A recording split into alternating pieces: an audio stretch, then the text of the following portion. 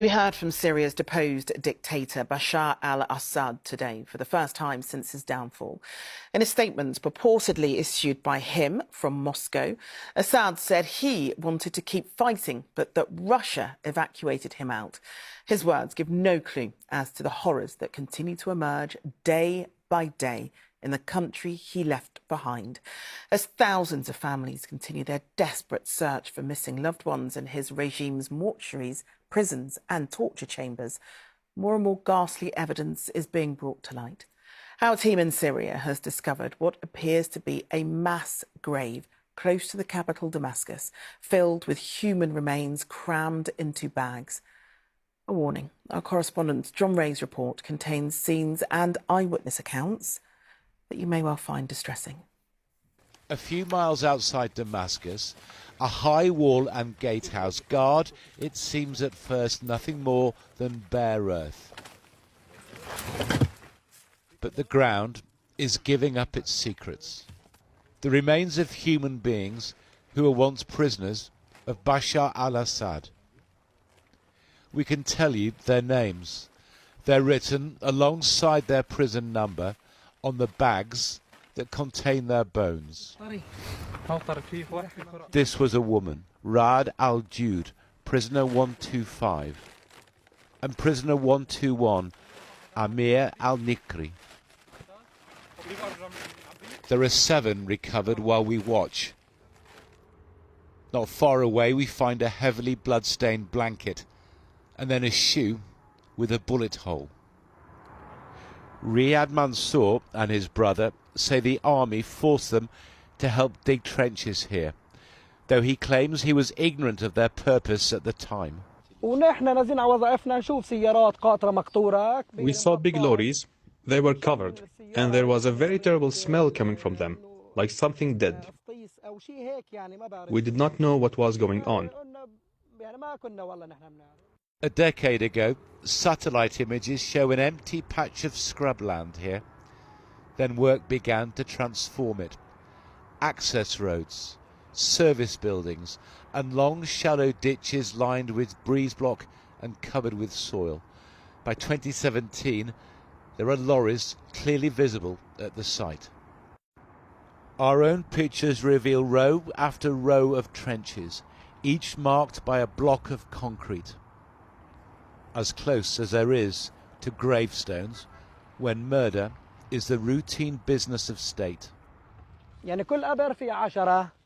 Every grave has 10 bodies, so count how many graves. 10 and 10 and on and on. This area probably has thousands. Thousands. What we have discovered here is evidence of killing on an industrial scale. These are the remains of mothers, of daughters, of fathers and sons. Perhaps their families are still looking for them. They have apparently been missing for more than 10 years. Local people believe bodies were sent here from the notorious Adra jail nearby. It's a wreck now, its inmates freed by advancing rebels. And we can find no proof in the empty cells and sinister chambers. But we know what happened in places like this from men like Mohammed. They would hang us off the walls, and with metal pipes they would beat us mercilessly. We were handcuffed and blindfolded. If we died, that would be okay for them. This was Mohammed, half-starved after 10 months in detention. Still, he counts himself lucky to have survived at all. And you know of many prisoners who were executed as well. They would bring 70 or 80 people, and they would torture 2 of them to death. And they would tell the rest, if you don't confess to your crime, that's what's going to happen to you. The week since liberation, Rauda has spent searching for her brother. In a broken land, a tour of mortuaries and hospitals where pictures of the disappeared are posted on walls. Do you think he's still alive? Sometimes I hope he's dead because of the things I know they did to prisoners. At the same time, I want him to be alive, so our mother can see him before she dies.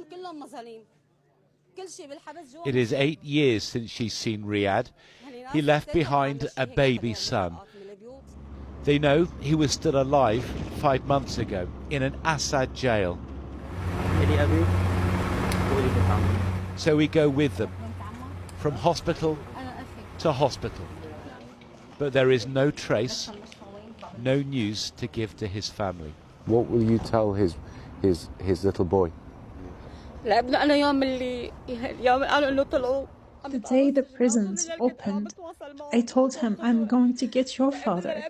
What can I tell now? That I can't find him? Everybody's waiting to see him.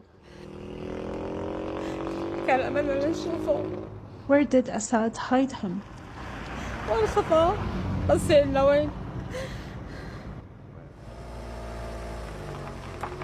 There are many thousands of Syrians making this same heartbreaking journey. The answers they seek may well lie here, in the mass graves where Assad and his henchmen buried their murderous secrets. Now, John, we're seeing more every day, the impacts of what happened under Assad's rule, and it seems we've heard from him for the first time since he fled to Moscow. Yes, and that at least is being treated with a great deal of derision here, and some doubt that those are the words of Assad himself. Certainly any idea that he planned to stay and fight when the army was deserting him, just as he deserted his country, seems to most people I've spoken to here quite ridiculous. Incidentally, Assad might not be as secure as he would like to be in Russia. President Putin has plenty of good reasons to want to keep good relations with the new authorities here, not least two important and big military bases that the Russians have here. Putin may well be persuaded to keep those bases in return for handing over Assad to justice. And as we saw, Charlene, the evidence against Assad and his henchmen is mounting with every grim discovery here. The problem they have is keeping the evidence intact. There was absolutely no guard at that graveyard, and later we visited a government office which keeps the records of every prisoner from the moment of their arrest to the moment of their execution. Well, that building too was wrecked in the uprising last week. What is urgent now, we're told, is that UN inspectors get out here as a matter of urgency. Tomorrow, incidentally, a British delegation is in town to meet the new authorities. People we still designate officially as terrorists. That is how quick events are unfolding here.